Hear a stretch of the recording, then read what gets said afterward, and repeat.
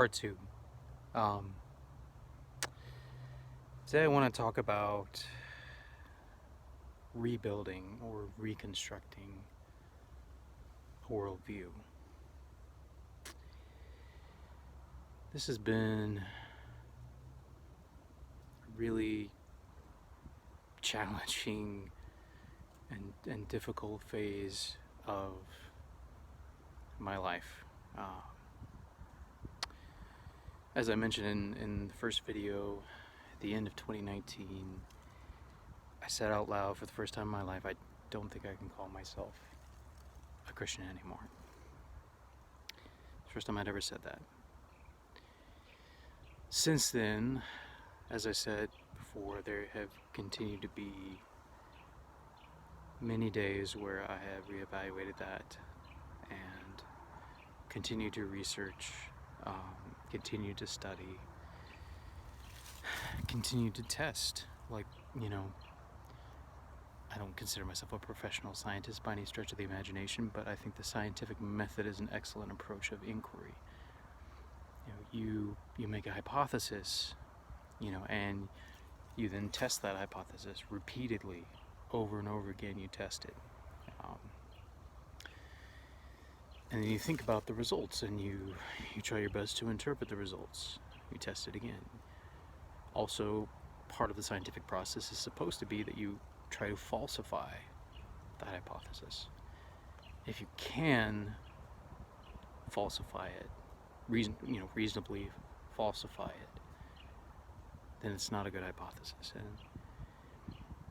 And that's, simply put, a reason why I'm no longer a Christian. I had this hypothesis, I had this working theory, if you will, for years, that the Bible is the Word of God, that everything it says is true, that I can trust it,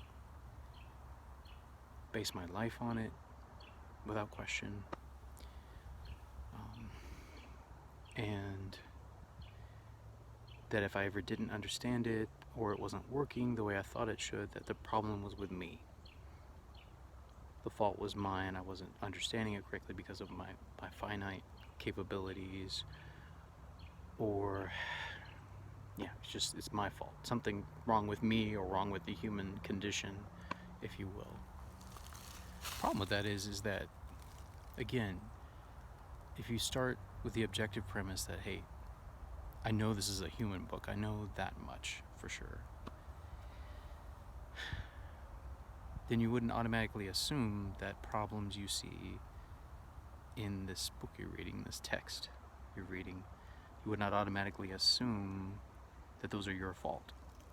You might assume, in fact it's probably more logical to assume first that it's the fault of the author.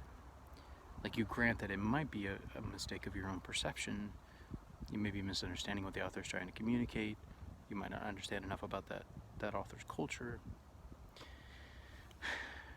But at the end of the day, you wouldn't assume that the book is perfect, because it's written by humans, and in your experience that humans make mistakes, often sincerely so. Like, we think that we're right, we think that we're believing the right thing or doing the right thing in many cases, or we think we've got it figured out, and then we realize later that we didn't, or we just learn and we grow.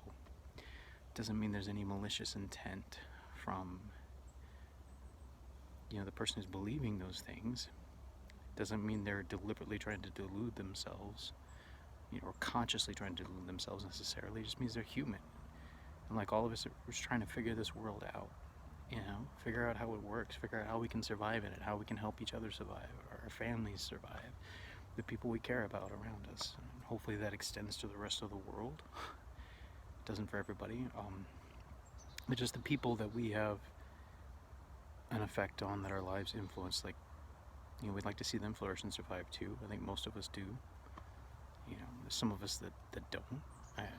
But I think in general, that's most people's desires, to see their own families survive, first of all, like to have food and shelter so you can survive as long as possible, have a long, healthy, and satisfying life.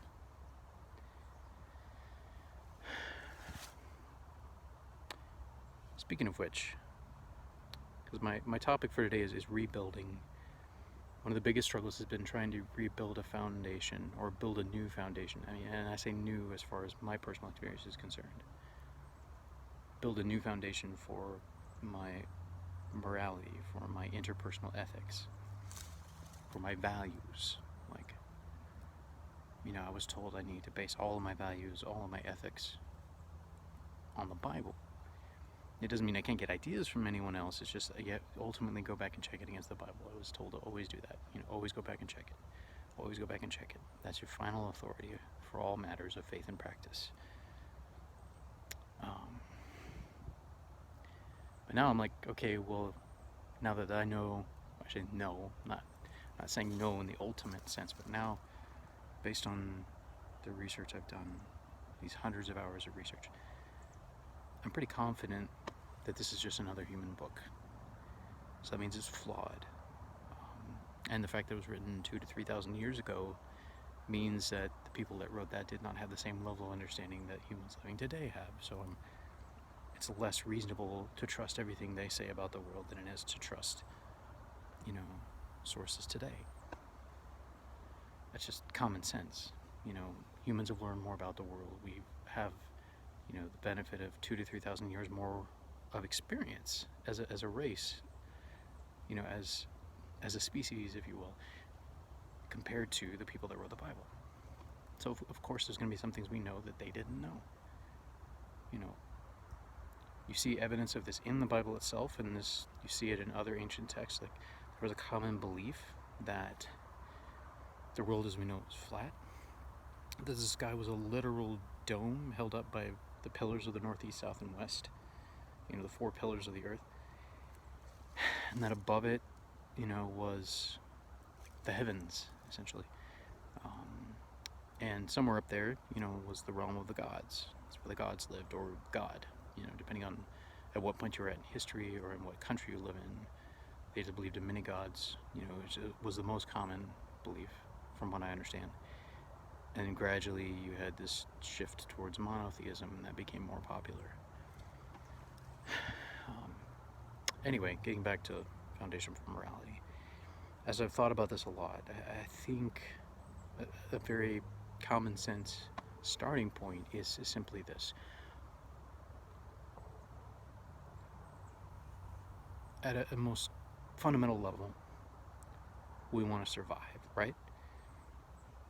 All human beings, I should say, the majority of human beings, even those that are struggling with depression and despair, like, their body itself is hardwired to want to survive. So, like, even those people even those who may be contemplating suicide, that's not easy, because everything in your body is saying, no, I want to live, I want to survive. So at our most fundamental level, we want to survive. And what do we need to do that? We need food, we need shelter, safety from predators. Those are kind of the big 3: food, shelter, safety from predators. Those are kind of the big 3 right there for basic survival. So I think you look over history, and this is true whether you think humans have been around for millions of years, or hundreds of thousands of years, or 10,000 years, or 6,000 years. It doesn't matter. There's evidence that we have learned over time. So when we were in much smaller groups, you had predators around, we learned, and you could posit, okay, well, God gave us that knowledge ahead of time. Okay, that's possible. Whatever the case, we've learned over time how to defend ourselves from predators. And one of the best ways that humans accomplish that is through cooperation. We learned that because we're not the biggest, we're not the fastest, we're not the strongest creatures around. We don't have the sharpest teeth. We don't, 2 big things: cooperation and tool making, helped us to begin to get really good at defending ourselves from predators. Obviously, another advancement that helped us in survival was agriculture. When we learned to cultivate the land, we learned to begin to develop, I guess, ranches, for lack of a better term, like cattle. Instead of going out hunting and gathering and foraging, we started collecting animals and breeding them, we learned how to breed animals. The animals that we used to hunt for food, we learned how to breed them, and then we would keep them in a central place. And then as agriculture developed, we would do, and still do to this day, both of those things in the same space in many cases. Like the same plot of land, you have one section of that plot, for cattle, for your herds, another section for your crops, and that's been going on for, depending on who you listen to, listen to your average scientist, it's been going on for at least 10, 12,000 years, at the very least, like say if you buy into the young Earth proposition that the Earth is only 6 to 10,000 years old, at most it's been going on maybe 5,000, 6,000 years. It's hard to say. Regardless, it's been going on for a while.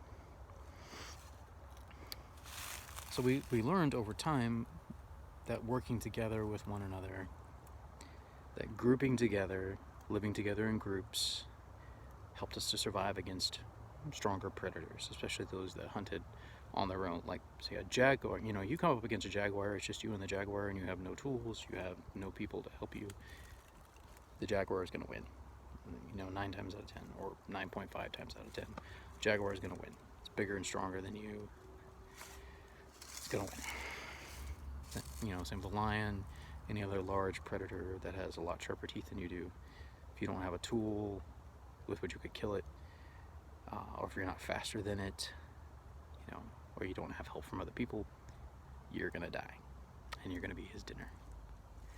But as we learn to group together, fight together, coordinate our attacks, we survived. We learned how to survive. And I think these group relations, and anthropologists are studying it, even just this past century, you still had groups of people that had been isolated for millennia that were still living in much the same way that hunter-gatherers had thousands of years ago, because they remained isolated. This trend of building city-states, like they either resisted it or they just never heard about it because they were so isolated from other humans. So anthropologists have discovered some groups like this and have been able to study them and look at how they interact with one another on a basic level. It's just small group interaction. And you just basic things like just a basic recognition of like, hey, I want to survive. It seems obvious that you want to survive too. If we both want to survive and there's this predator over here, even if that predator might be another group, maybe it's another human potentially, or another group of humans, like, hey, let's you and me work together, and we will increase our chances for survival. And that necessarily requires coordination, that requires unity. And if you have competing desires between the two of you, like one of you wants to use, let's say one of you wants to use swords to defend yourself, the other person would rather use spears. You have to find some way to compromise. Either it's like, okay, I'll just use a spear, use a sword. Maybe we'll both use shields. Or one of you says, okay, I'll use a sword too. Or the other, or vice versa. It requires compromise. There's also it's like a reciprocal agreement. It's like, hey, I'll help you if you help me, and we can both survive. And we'll increase our chances for survival. This is very basic. And out of the need for cooperation, in order to survive, you have the need for communication. And just on a fundamental level, if you're constantly lying to the other person, whether that be making a commitment that you don't intend to keep, like say, hey, you have your back, but as soon as if the predator goes after you, I'm running the other way, I'm not going to help you. That causes that cooperation to break down, and then you get isolated and you just get picked off by predators, so it decreases your chance for survival. So those groups of people who had a culture that fostered better cooperation are the ones that survived. Now fast forward to the creation of religions. I think religions have been a very effective way. There are certain things about the way religious groups operate that do help to build group cohesion, that help people to cooperate with one another, that to have a unified sense of purpose and mission. Now, if we were, if you were literally out in the woods having to survive with other predators, that kind of group cohesion would be critical to your survival. And in a civilized urban area, it's a little bit less urgent, like that need to survive. But there's still other things we need from each other to survive and to flourish, like to do well. But I think that, honestly, that's a good starting point for our moral system. It's like, hey, I think we can all agree that we want to survive, right? Most of us want to survive. We want to live as long as possible. And we want to have enough food to eat. We want to have shelter from the cold and the heat, and be safe from predators, whether those are other humans or whether those are animals. Like, most of us can agree on that, right? So this is a good starting point. And I think honestly, this is my current hypothesis, theory, if you want to call it. My current theory is that's where most ethical, moral systems, eventually governments, laws, etc., they grew out of this need for cooperation, in order to increase our chances of survival. So to me, it makes sense, like, if we want to have a unified foundation, like, that makes sense as a starting point. It's like, hey, we're all humans. We're all in this together. And if we live symbiotically with each other, as well as with, nature, with other animals, as much as we can, that's going to increase all of our chances for survival, And where it gets tough, obviously, and where it has always been difficult, is when there are scarcity of resources.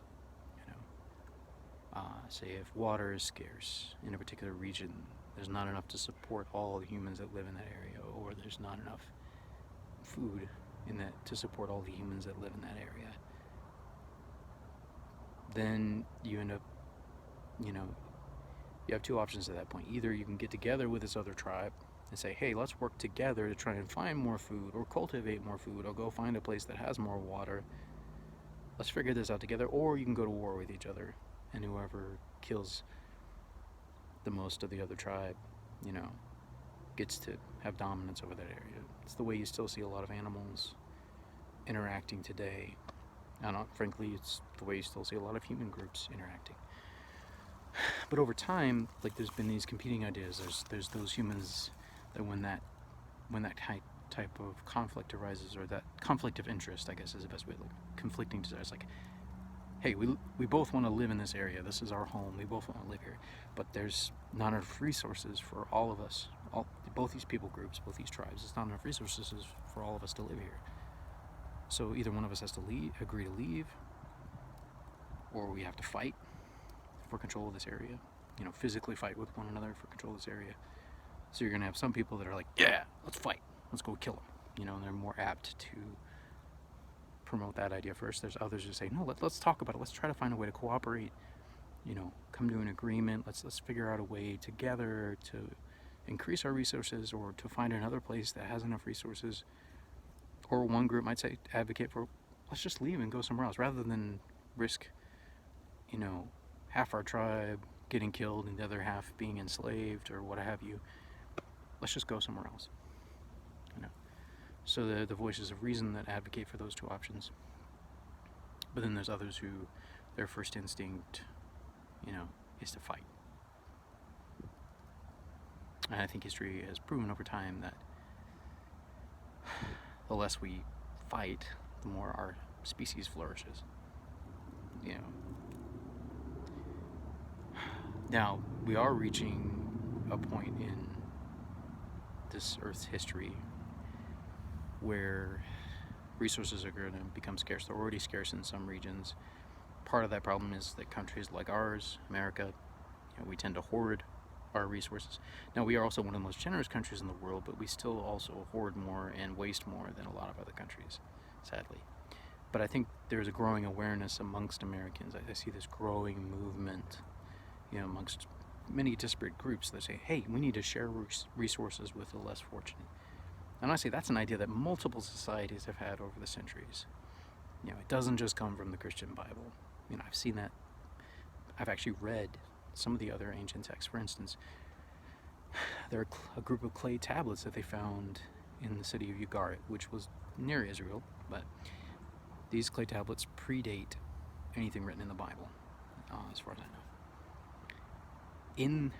In these writings, these people worshipped the god El. He was the king of that pantheon. They worshipped his son Baal, who you hear about in the Bible, as well as his wife Asherah, who you also hear about in the Bible. These are deities that were still in that area, in that region, when the Bible was being written. But they also advocate for caring for the poor and less fortunate. It's in there. So I have right there like historical evidence that idea came before. And you can argue, well, God revealed it to them before. It's like, look, humans had the idea. We know that for sure. To what extent God was involved, I don't know that we can know that. We can speculate. But we need to be honest and admit that that's what we're doing. At the end of the day, we're speculating. Maybe we're right, maybe we're not. The difficulty is when you have an invisible force, an invisible being. How do you test that? Like, how do you test whether you're right or not? I don't know. I can think of a few ideas, but it's extremely difficult, to test for that. Anyway, I think that's all I'll share for now. But to me, that's the most basic foundation of a moral system, is our mutual desire for survival and the understanding that if we cooperate with one another, that we are going to collectively increase our chances for survival. If we cooperate with one another, if we learn to live symbiotically with each other, and honesty is a necessary requirement for that. Empathy is a necessary part of that. So, to me, the big three: empathy, honesty, symbiosis. EHS. Emergency health systems now. Empathy, honesty, symbiosis. Have empathy. Allow yourself to feel what someone else might be feeling. Allow yourself to imagine what they might be feeling. Put yourself in their shoes as best you can. Try to understand where they're coming from, why they think what they think, or believe what they believe, or want what they want. Empathy is very important. Honesty, obviously, very important. You make a promise, you need to do your best to keep it. That's necessary for good cooperation. If you're repeatedly lying to someone, cooperation breaks down because trust breaks down. These are just things we've learned. We give names to it. Call it trust or call it cooperation. Those are just names. They're sounds that our mouths make and our minds can interpret. Whether that ability originally came from a creator or not, I don't know. Frankly, I don't know. I would like to know if that's possible, but just for day-to-day survival and cooperation, I don't have to know the answer to that. I don't have to. Do I want to? Yes. Do most people want to? I think so. Do we have to know that in order to survive and flourish? I don't think so. Anyway, like I said, that's all I'm going to say for today.